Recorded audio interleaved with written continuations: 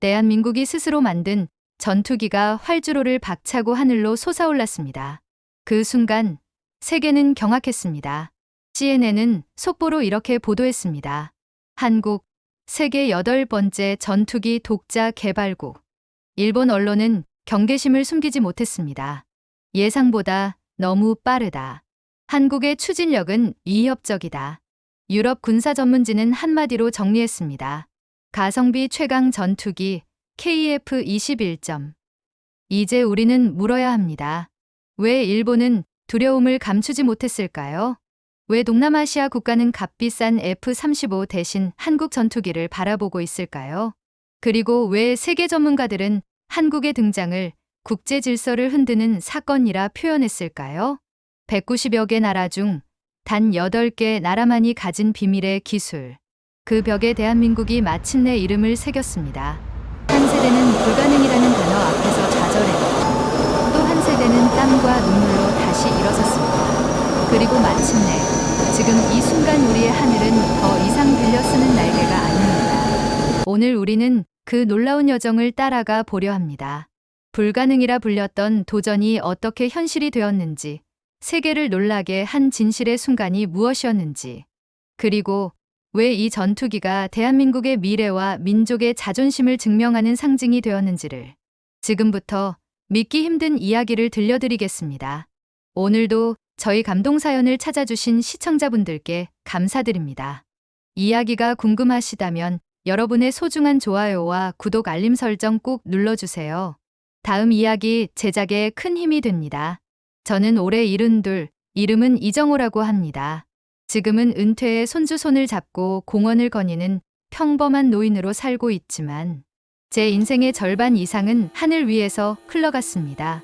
청춘의 날들을 몽땅 바친 곳은 바로 공군이었습니다. 21살이던 1970년대 초 저는 공군사관학교에 입교했습니다. 부모님은 가난한 살림살이에 아들을 위험한 하늘로 보내고 싶지 않아 몹시 반대하셨습니다.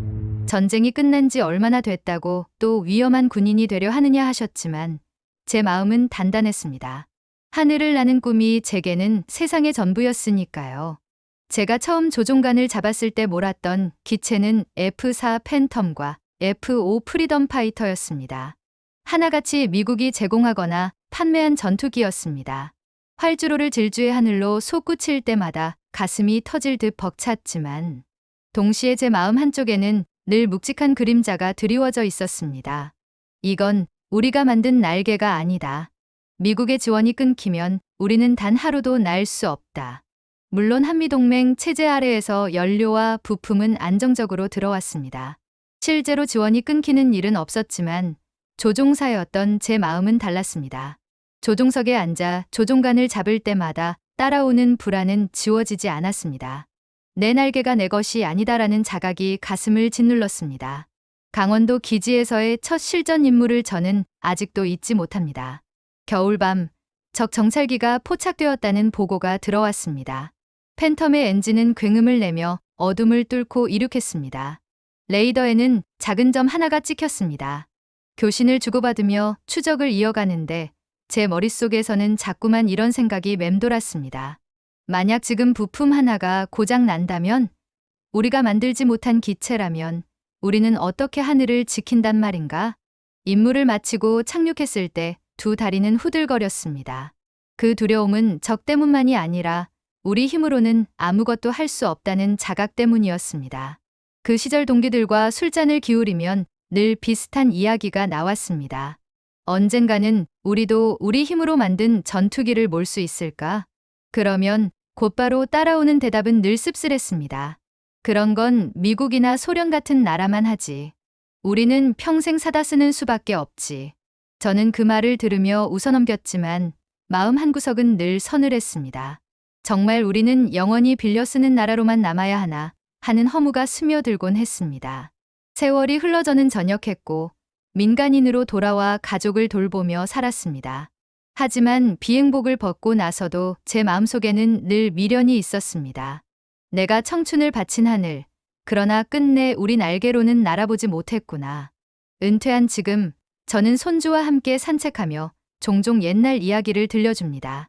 손주는 눈을 크게 뜨고 묻습니다. 할아버지, 그럼 할아버지가 몰던 팬텀은 외국 거였어요? 저는 씁쓸하게 웃으며 고개를 끄덕입니다. 그래. 그때는 남이 만든 날개를 빌려 타야 했단다. 그래서 늘 불안했지. 언제 끊길지 모르는 부품, 언제 달라질지 모르는 정세. 그 속에서 우리는 늘 조심스러웠단다. 아이 눈에는 그 말이 잘 와 닿지 않는 듯 했습니다. 그러나 제 목소리 속에 담긴 무게는 저 스스로도 잘 알고 있었습니다. 그것은 단순히 기계의 문제가 아니라 나라의 자존심과 직결된 문제였기 때문입니다. 저와 같은 세대에게 하늘은 늘 빌려 쓰는 공간이었습니다. 우리의 깃발은 기체 외벽에 붙어 있었지만 날개의 본질은 남의 것이었습니다. 조종간을 잡고 있어도 마음 깊은 곳에서는 이건 내 것이 아니다라는 허전함이 따라다녔습니다. 그렇기에 동기들이 전역할 때마다 남기는 말은 비슷했습니다. 우리가 평생 남의 날개만 타다 가는구나.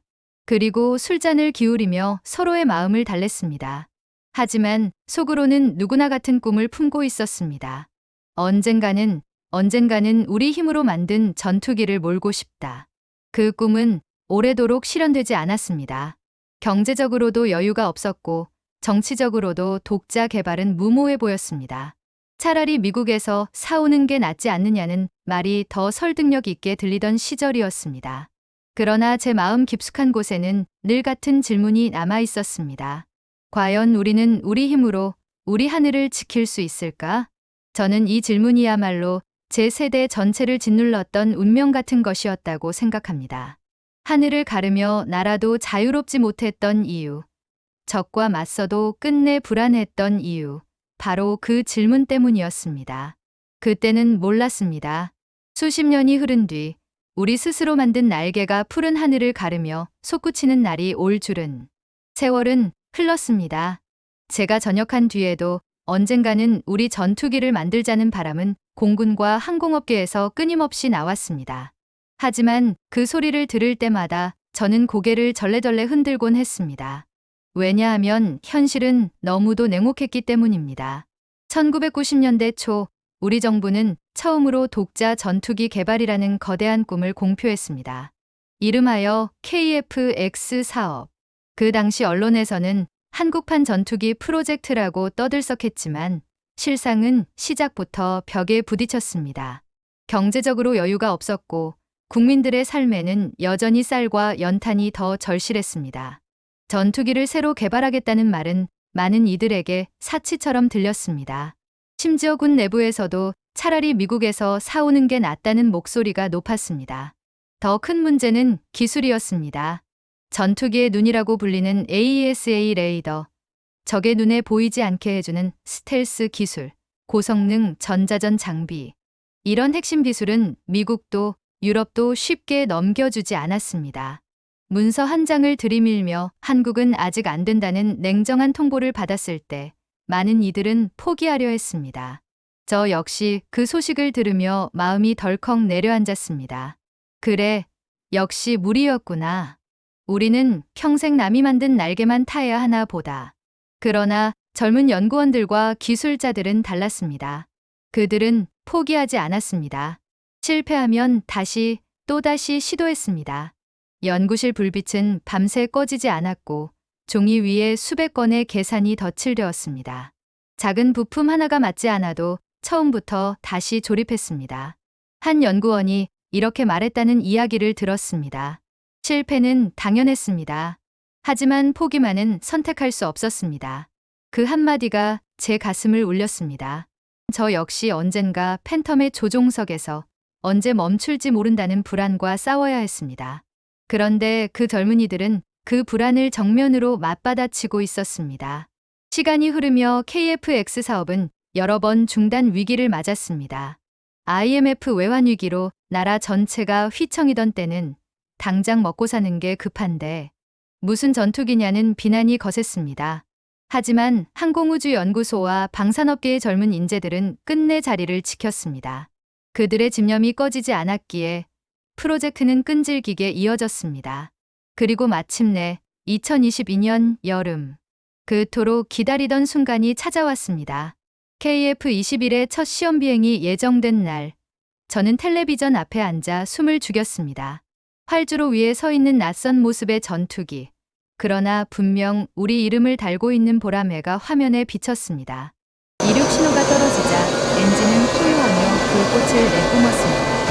이체가 활주로를 질주하는 순간 제 심장은 젊은 시절 인물을 뛰던 그날처럼 쿵쾅거렸습니다. 그리고 몇 초 뒤 날개가 땅을 박차고 하늘로 솟구쳐 올랐습니다. 그 장면을 보는 순간 제 눈에서는 눈물이 쏟아졌습니다. 드디어 우리가 만든 날개가 하늘을 가른다. 그 날개는 단순한 금속 덩어리가 아니었습니다. 제 청춘과 제 세대, 수많은 동료들의 미완의 꿈이 함께 날아오르는 것 같았습니다. 낡은 기체와 싸우다 목숨을 잃은 친구들, 돌아오지 못한 전우들. 그들이 마지막으로 몰았던 건 남이 만든 날개였지. 이제는 후배들이 우리 손으로 만든 전투기를 몰고 있었습니다. 그 사실이 가슴을 울렸습니다. 더 놀라운 건 이 장면이 우리만의 감격으로 끝나지 않았다는 것이었습니다. 외신들이 앞다투어 이 소식을 보도했습니다. 한국, 세계 8번째 독자 전투기 개발국. 예상보다 빠른 개발, 한국의 추진력 경이롭다. 세계가 주목하는 그 순간, 저는 실감했습니다. 우리가 더 이상 의심받는 나라가 아니라는 것을. 이제는 한국 전투기를 도입할 수 있을까라며 세계가 우리를 바라보고 있다는 사실이 믿기지 않았습니다. 저는 손주를 무릎에 앉히고 그 장면을 다시 보여주었습니다. 아이는 눈을 동그랗게 뜨고 물었습니다. 정말 할아버지? 이게 우리가 만든 거예요? 저는 눈물을 닦으며 대답했습니다. 그래. 드디어 우리가 해냈단다. 그날 밤 저는 깊은 생각에 잠겼습니다. 젊은 날 술자리에서 동기들과 했던 대화가 떠올랐습니다. 우리도 언젠가는 우리 전투기를 가질 수 있을까? 그때는 대답할 수 없었습니다. 그러나 이제는 자신 있게 말할 수 있습니다. 그래, 우리는 결국 해냈다. KF-21의 첫 비행은 단순히 기체가 하늘에 오른 사건이 아니었습니다. 그것은 한 세대의 좌절과 또 다른 세대의 집념이 만나 만들어낸 기적이었습니다. 불가능이라는 단어를 집요하게 파고들어 결국 찢어버린 사건. 그날, 하늘은 더 이상 빌려 쓰는 공간이 아니었습니다. 우리 손으로 열어젖힌 공간이었습니다. 2025년 5월, 저는 또다시 놀라운 소식을 들었습니다. 뉴스 자막에 굵게 박힌 글씨가 제 눈을 사로잡았습니다. KF-21 본격 양산 돌입. 그 한 문장을 보는 순간 숨이 막혔습니다. 단순한 시험 비행을 넘어 이제는 공장에서 수십 대, 수백 대가 줄지어 나올 수 있다는 뜻이었습니다. 연구실과 활주로에서만 존재하던 꿈이 이제는 현실의 물건으로 태어나고 있다는 선언이었습니다. 저는 텔레비전 화면 속 장면을 한참 동안 바라보았습니다. 조립 라인에 줄지어 서 있는 날개와 동체, 기체 위에서 땀 흘리는 기술자들의 모습. 그 장면은 저에게 또 다른 충격으로 다가왔습니다. 젊은 시절, 우리 세대에게는 상상조차 할 수 없던 풍경이 눈앞에서 벌어지고 있었던 겁니다. 더 놀라운 건 대한민국 공군이 작년에 20대를 발주한 데 이어 올해 추가로 20대를 더 주문했다는 소식이었습니다. 시험기로 끝나지 않고 실제 전력으로 편성될 만큼 신뢰받고 있다는 뜻이었습니다. 저는 그 말을 곱씹으며 눈시울이 뜨거워졌습니다. 이제는 더 이상 해낼 수 있을까가 아니라 몇 대를 언제까지 갖추느냐가 논의되는 단계에 도달한 것이었습니다. 그뿐만이 아니었습니다. 오랫동안 불가능의 벽처럼 우리 앞을 가로막던 AESA. 레이더가 드디어 국내에서 양산되기 시작했다는 뉴스가 전해졌습니다. 수천 개의 송수신 모듈이 한 몸처럼 작동해 적을 멀리, 동시에 정확히 탐지해낸다는 기술. 이제는 남이 만들어준 눈이 아니라 우리 손으로 만든 눈으로 하늘을 볼 수 있게 된 것입니다. 저는 순간 소름이 돋았습니다. 젊은 날 팬텀의 조종석에서 레이더를 보며 느꼈던 불안이 스쳐갔습니다. 그 불안은 더 이상 우리 세대의 몫이 아니었습니다. 또 하나의 소식이 제 가슴을 뛰게 했습니다. 공대지 능력, 즉 땅 위 목표물을 정밀. 타격할 수 있는 성능 확보 일정이 애초 계획보다 1년 반 이상 앞당겨졌다는 것입니다. 방어만이 아니라 공격적 능력까지 우리 힘으로 앞서가고 있다는 사실은 한국이 단순히 따라가는 나라가 아니라 스스로 길을 내는 나라가 되었음을 보여주었습니다.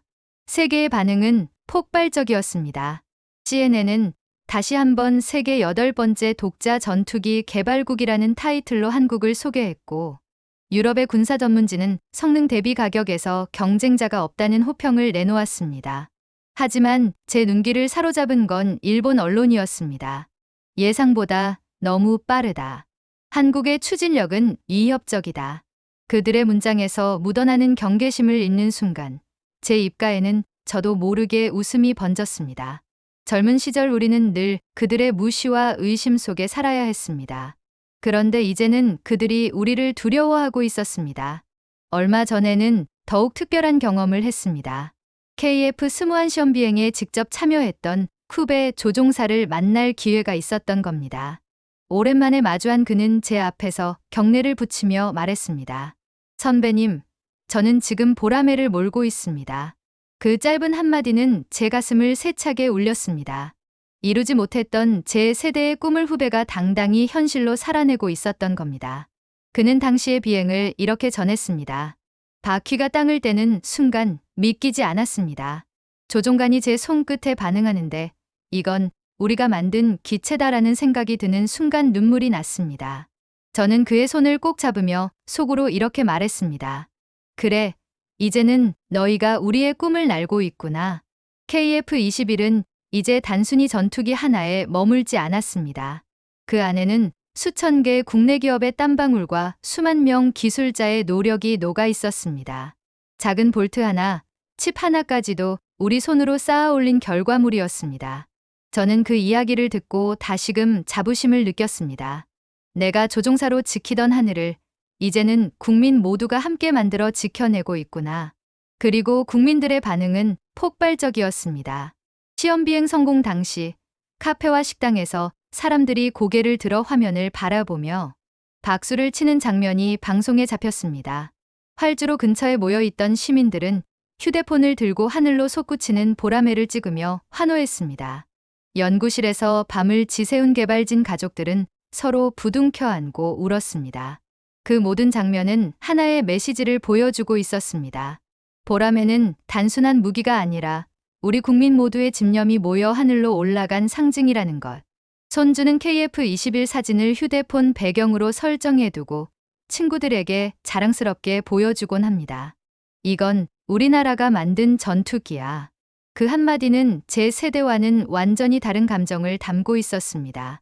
젊은 날 제 입에서는 늘 이건 남이 만든 거다라는 불안이 따라다녔는데 이제 우리 아이들은 이건 우리가 만든 거다라는 자부심을 말하고 있습니다. 그 대조가 너무도 선명해 제 눈가가 다시금 젖어들었습니다. 얼마 전 저는 공군 기념관을 찾았습니다. 전시관 한쪽에 놓인 KF-21 축소 모형 앞에서 저는 무심코 경례를 붙였습니다. 팬텀 앞에서는 결코 느낄 수 없었던 감정이 그 순간 밀려왔습니다. 젊은 날의 불안과 미련은 사라지고 당당한 자부심으로 치환되는 느낌이었습니다. 저는 속으로 조용히 말했습니다. 우리는 더 이상 두려워하는 나라가 아니다. 이제는 그들이 우리를 두려워하는 나라가 되었다. 그리고 이 하늘은 우리 모두의 것이다. 보라매가 하늘을 가른 지 며칠 뒤 또 다른 소식이 제 귀를 사로잡았습니다.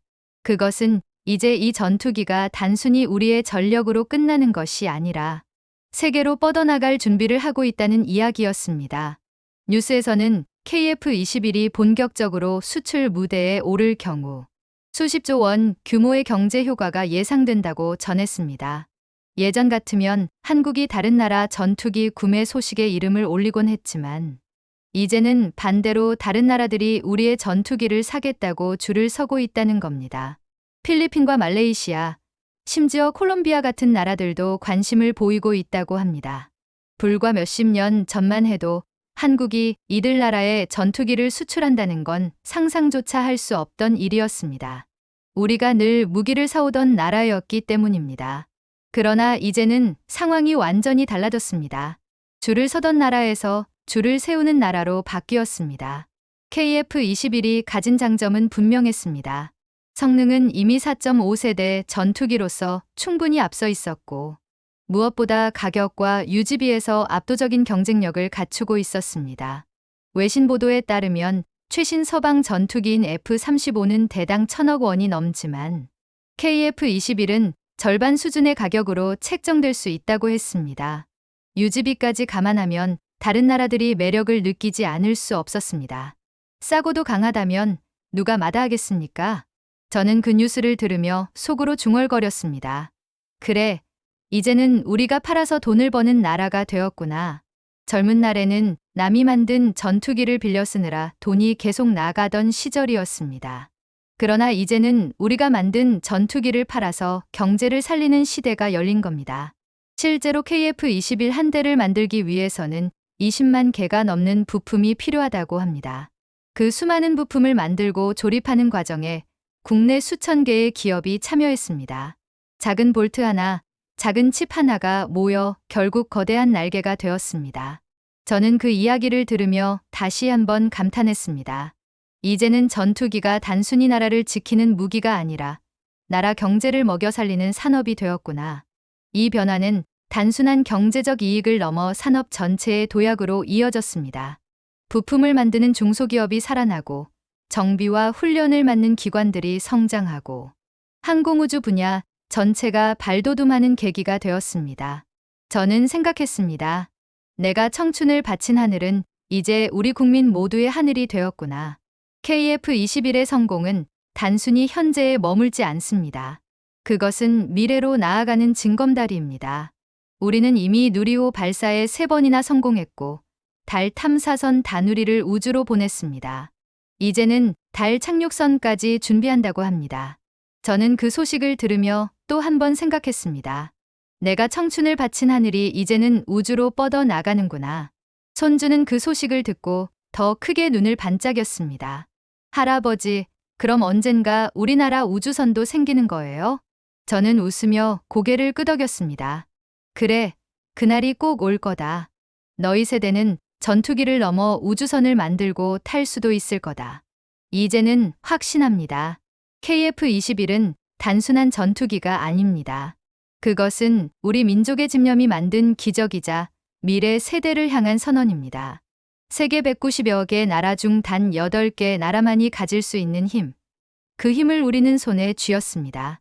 그리고 저는 확신합니다. 언젠가는 우주에서 새로운 날개를 달고 다시 울려 퍼질 것입니다. 오늘 준비한 감동 사연은 여기까지입니다. 끝까지 시청해 주셔서 감사합니다. 이 영상이 좋았다면 구독과 좋아요 부탁드립니다. 자랑스러운 우리나라 브랜드나 기술력에 대한 여러분의 생각도 댓글로 남겨주세요. 저는 또 다른 흥미로운 사연으로 다시 찾아오도록 하겠습니다. 감사합니다.